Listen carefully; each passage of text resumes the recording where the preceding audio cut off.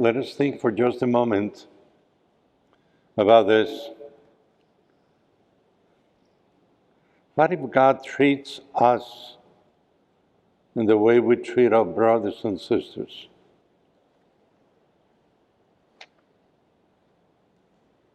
Just let's think about this for a second.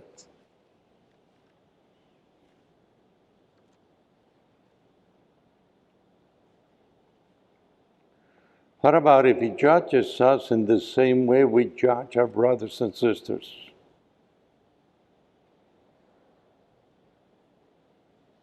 Let us think about this for 2 seconds.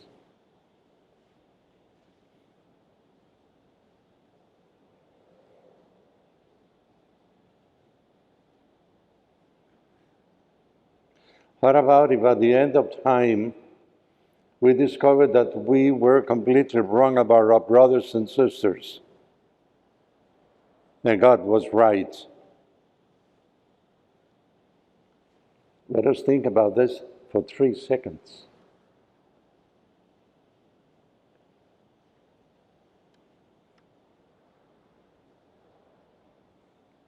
The gospel is very clear.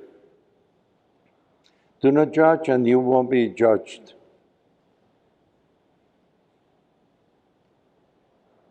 What happens when we judge somebody? We are not judging the actions. We are judging the intentions of the heart.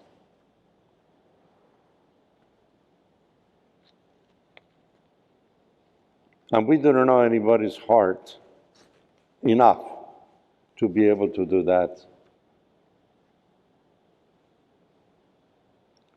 In today's gospel, the explanation of the parable is very clear too.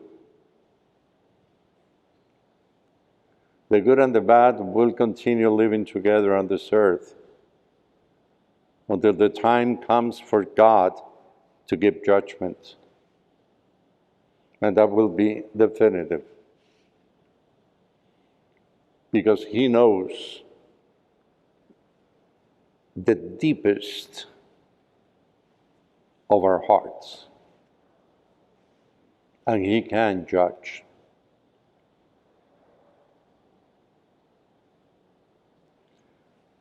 On the other hand, we got to put some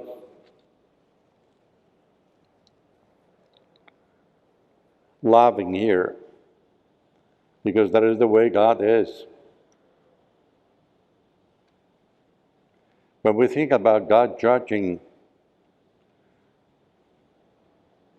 we usually think about God condemning. But remember what Jesus says in the gospel, I didn't come to condemn the world, but to save the world.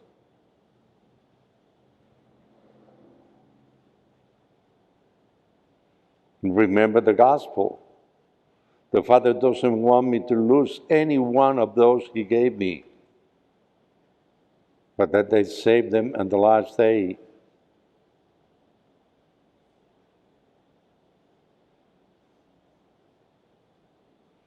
Who is wrong? God or ourselves? We got to answer that. And if we have 2 fingers, a forehead to think,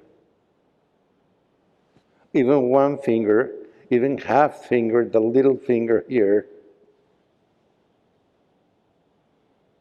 we will reach the conclusion that the one judging is God. So why do we do that?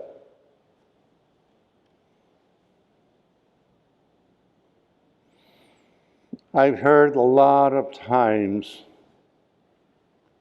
people speaking about situation, about complete countries, complete races.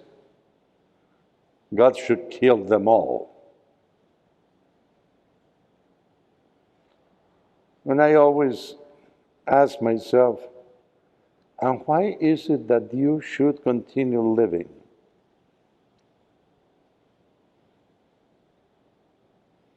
Let us put ourselves in the place of those we judge. The situation will be very precarious, very poor situation.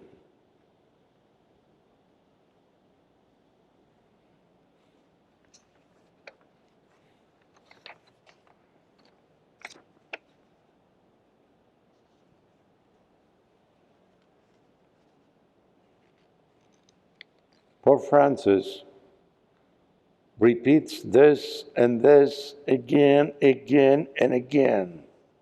Do not pronounce judgment before the time, before the Lord comes. And he's repeating St. Paul's words. Why? Because of this. Because our God is a God of tenderness and compassion, slow to anger, rich in kindness and faithfulness. We love that for us. Oh yeah. Lord, forgive me. But the other one, condemn that one. Why? I told you the other day, the goal is that we live eternally together in heaven. And I told you too that we better start training right now. Because that is going to be eternal life and that is going to be eternal happiness. If we judge,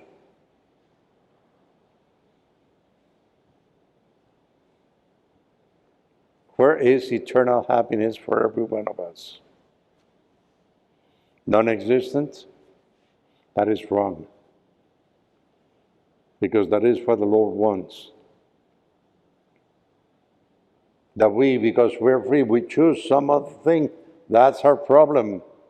And we will have to face the consequences forever. Yes. That is not God's mind. God's mind is the contrary. Slow to anger, rich in compassion and mercy. God is patient. We are not. What about if we learn from God's patience and we try to put ourselves in the other one's place and we see our life the way we have to see it? That we too have to say, I am sorry.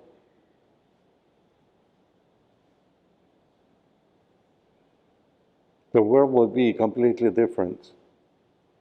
Completely different.